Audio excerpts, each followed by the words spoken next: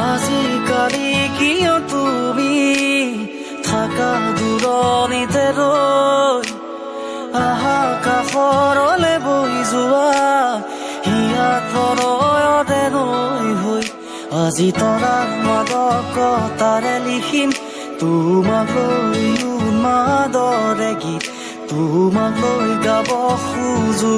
মই নতুন পৰাণৰ এটি গীত